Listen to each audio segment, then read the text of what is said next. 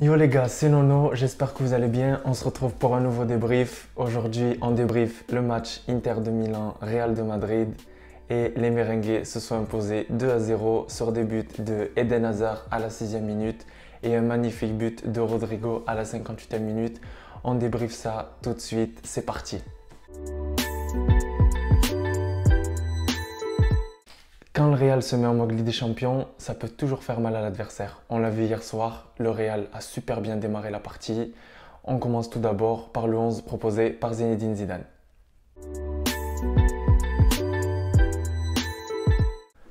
Karim Benzema, Sergio Ramos et Valverde étant toujours blessés, Zinedine Zidane a dû encore une nouvelle fois les remplacer.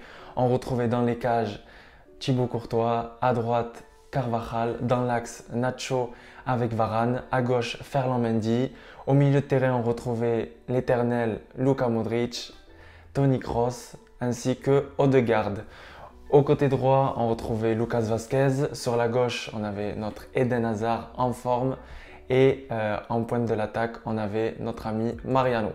Alors honnêtement, je pense que vous l'avez vu peut-être sur mes réseaux sociaux, j'ai parlé de leçons de football et je m'enflamme pas.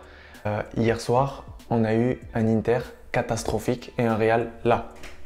Et honnêtement, je dis pas ça parce que l'Inter a été nul ou parce que le résultat est de 2-0. Non, je dis ça parce qu'hier, on a vu un Real Madrid en feu, on a vu un Real Madrid impliqué, on a vu un Real Madrid qui voulait gagner, on a vu un Real Madrid concentré et ça m'a fait super plaisir.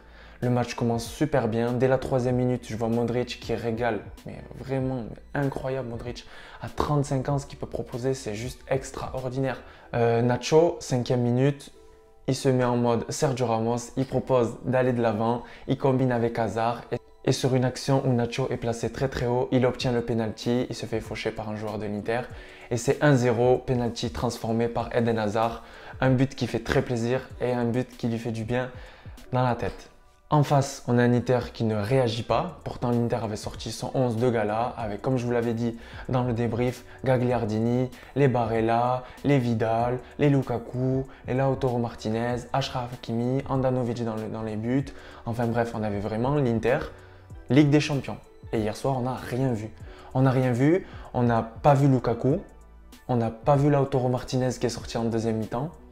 Incroyable, Martinez sort en deuxième mi-temps, Lukaku est sorti à 10 minutes de la fin si je ne me trompe pas. Vraiment, j'avais peur de Lukaku et hier soir, on n'a rien eu. On a eu un Varane, grosse dédicace à Varane. Franchement, Varane, ça fait 2 matchs, ça va mieux, je te sens plus en forme. Tu as mangé du Lukaku hier soir et honnêtement, ça s'est vu. Il a gagné 0 duel, tu lui es passé devant. En plus, tu as fait le brassard de capitaine, tu as honoré le Real Madrid et honnêtement, tu as fait un putain de match. Bravo à toi, Varane. Sinon, Eden Hazard, ça commence à revenir. Honnêtement, c'est intéressant. On l'a vu permuter, on l'a vu un moment à droite, on l'a vu bien évidemment sur son côté préféré, sur le côté gauche. Et aussi, on l'a vu à la fin du match terminer en faux numéro 9 parce que Mariano était fatigué et qu'on n'a toujours pas de banc. Donc, il a dû finir en numéro 9. Mais honnêtement, très content pour le match d'Eden Hazard. Et puis, ce penalty transformé à la 6e minute va lui faire du bien mentalement. Côté milieu de terrain, honnêtement, au début, j'avais un peu peur du 4-2-3-1 parce que voilà, vu que Casemiro était un peu trop juste, on savait qu'il allait jouer uniquement la deuxième mi-temps. Et j'ai vraiment bien aimé ce milieu de terrain parce qu'on a dû avoir un cross un peu plus bas que les autres fois, vu que Casemiro était absent. On a eu un cross vraiment devant la défense qui prenait un peu ce rôle de numéro 6. Et on a eu Modric qui a régalé tout le match. Un peu avancé, on a eu le jeune Odegaard. Honnêtement, j'avais quelques doutes sur Odegaard parce que face à Villarreal, je l'ai trouvé trop timide. Après, voilà, il n'a pas l'habitude de jouer souvent avec le Real et jouer titulaire, mais j'avais un peu peur pour ce type de match avec en face trois monstres au milieu de terrain qui sont très méchants, qui jouent beaucoup sur l'agressivité. Et on va en parler après avec l'agressivité de Vidal, mais ce mec est complètement fou. J'avais un peu peur pour Odegaard, j'avais un peu peur voilà, qu'il soit au milieu de tous ces joueurs et qu'on ne le voit pas trop. Honnêtement, il a délivré de bonnes passes, c'est lui qui fait la passe à Nacho pour le premier but. Donc avec sa patte gauche, c'est lui qui lui glisse dans la surface. Donc très intéressant. Et après, ce que j'ai bien aimé, c'est qu'il s'est vraiment baladé entre les lignes et je pense que c'est ce que Zidane lui a demandé. Et honnêtement, bravo à toi Odegaard parce que beau match, franchement beau match.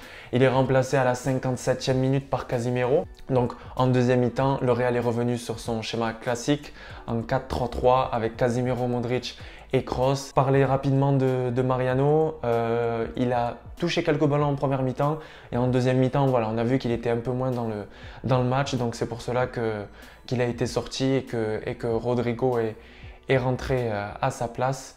Que dire de l'entrée de Rodrigo, 58e minute, coaching gagnant de la part de Zinedine Zidane. Je l'avais annoncé à mon père en première mi-temps, je lui avais dit tu verras, il va sortir Odegaard, rentrer Casemiro et il va sortir, je pense, Lucas Vazquez ou Hazard et il va rentrer Rodrigo.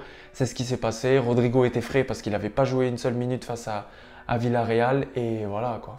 Une action juste magnifique. Pour résumer, un Real de Madrid hyper en forme. Tous les joueurs ont donné leur maximum. Honnêtement, j'ai pas de flop pour ce match et on passe tout de suite à mon top 3. Pour le top 3, j'aurais pu vraiment en donner 4 ou 5, mais je vais vous donner vraiment les 3 joueurs aujourd'hui qui m'ont marqué. Je vais parler de Nacho. Donc Nacho, il provoque le penalty. Il est là sur les corners. Défensivement, il avait Lautaro Martinez, c'est pas évident. Il s'est pas fait manger. 60e minute, il tacle Lukaku, c'est juste incroyable. Honnêtement, Nacho, je sais que la plupart des personnes qui ne regardent pas le Real de Madrid vont dire oui, Nacho, il est catastrophique, Nacho, c'est pas un joueur, Nacho si, Nacho. Non, Nacho, c'est un très bon joueur. Il sauve à droite, à gauche, dans l'axe. Il est là, c'est un gars qui a été formé à la Castilla, formé au Real. Et aujourd'hui, il mérite de délivrer des matchs comme ça. Et si je pouvais donner un conseil à Zidane, fais-le jouer. N'attends pas que Ramos soit blessé ou que Varane soit expulsé ou blessé pour faire jouer Nacho. Change, tourne un petit peu. Une fois tu joues avec Ramos et Nacho, une fois tu joues avec Varane et Nacho. Tu lui donnes la confiance et tu permets de reposer un peu tes joueurs. On a un match tous les 3 jours. Les joueurs sont éclatés. Mon deuxième joueur du match, c'est Luka Modric. On l'a vu partout. Je me répète encore, il a 35 ans. Il a sorti un match complètement dingue. De la 3e à la 85e minute, il a régalé. À la 87e minute, il fait quand même un pressing d'une vingtaine de mètres sur Handanovic, mais à fond en sprint. Et je peux vous dire qu'il y a des joueurs, même à 23 ans, ils ne les font pas ces sprints. Ils ne les font pas ces efforts. Et aujourd'hui, Modric, à 35 ans, tu es dans une très très bonne forme. Je suis très fier pour toi. Ton ballon d'or, tu le mérites. Tu mérites d'être le numéro 10 du Real de Madrid. Tu as super bien joué hier et bravo à toi, Modric. Mon troisième joueur, c'est Lucas Vazquez. Alors, Dieu sait que je le critique de temps en temps. Pas tout le temps, mais je le critique. Parce que la critique, c'est important et que des fois, il fait de la merde. Hier soir, il a été impérial. Il a aidé son collègue. Il a frappé. Il a tenté. Il a centré. Il a croché. Il a fait énormément de choses. Honnêtement, je pensais que Zidane allait mettre Rodrigo ou Asensio. Et puis, il répète le 11 de Villarreal, il le remet une nouvelle fois sur le côté droit. Je pense qu'il est très en forme, vu que voilà, il n'est pas appelé en sélection. Il a eu les deux semaines pour se reposer. Il est très en forme, il est fit, on le voit, il est là. Et ça se voit sur le terrain parce qu'aujourd'hui, il a fait un gros match et bravo à lui. Pour parler de l'Inter, honnêtement, on a vu une équipe catastrophique. Et je dis pas ça parce que je suis pour le Real. On a vu une équipe catastrophique. J'ai regardé par la suite jusqu'à environ 1h du matin, j'ai regardé les débriefs d'RMC et les débriefs d'El Chiringuito. D'ailleurs, si vous parlez espagnol et que vous comprenez l'espagnol, je vous conseille de regarder l'émission El Chiringuito. C'est sur Mega, mais vous pouvez retrouver les émissions sur YouTube. C'est extraordinaire, c'est le meilleur des journalistes en Espagne qui s'affrontent un peu sur un plateau et qui débriefent l'actualité du foot espagnol et du foot européen. C'est juste extraordinaire. Comme je vous le disais, hier soir, on a vu un Inter mais catastrophique. Ils n'ont pas réussi à trouver Lukaku, ils n'ont pas réussi à trouver Lautaro Martinez. Perisic s'est procuré une occasion, mais sinon on n'a rien vu du match. Et j'ai même une stat qui fait très très mal. L'Inter à la mi-temps, c'est 0 tir cadré. 0 tir cadré en Ligue des Champions pour l'Inter. Et à la fin du match, c'est 1 tir cadré. Je pense que ça suffit, hein. 1 tir cadré à la fin du match, stop. Hein. À la mi-temps, c'est 70% de possession pour le Real.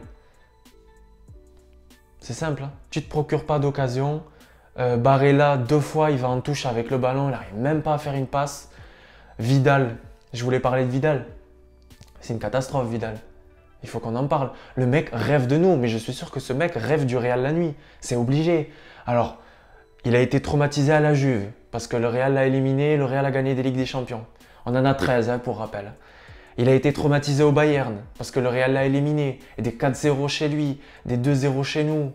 Il a été traumatisé au Barça. Quand il est arrivé au Barça, il a dit « Je souhaite gagner 3 Ligues des Champions d'affilée avec le Barça ». Il en a gagné 0. Il arrive à l'Inter, au match aller, il dit « Je veux gagner le match pour l'Inter et pour le Barça ». Mais le mec a un problème. Le mec est traumatisé par le Real. Mais après, je peux comprendre. On gagne tout. On gagne tout. Le mec est traumatisé. Mais c'est pas possible d'avoir des gestes comme ça. Vous avez vu comment il est venu près de l'arbitre. Il est venu faire un tête-à-tête. Mais il s'est cru où? Il s'est cru au City. T'es en Ligue des Champions, mon gars. T'es professionnel. Tu peux pas faire ça. Eh ben, t'es sorti. T'es sorti à la 33e minute. T'as pris un rouge. T'as pénalisé ton équipe qui était déjà horrible. Et au final, tu perds. T'es dernier du groupe. Et tu vas même pas en Europa League, mon gars. En tout cas, les gars, super content du Real.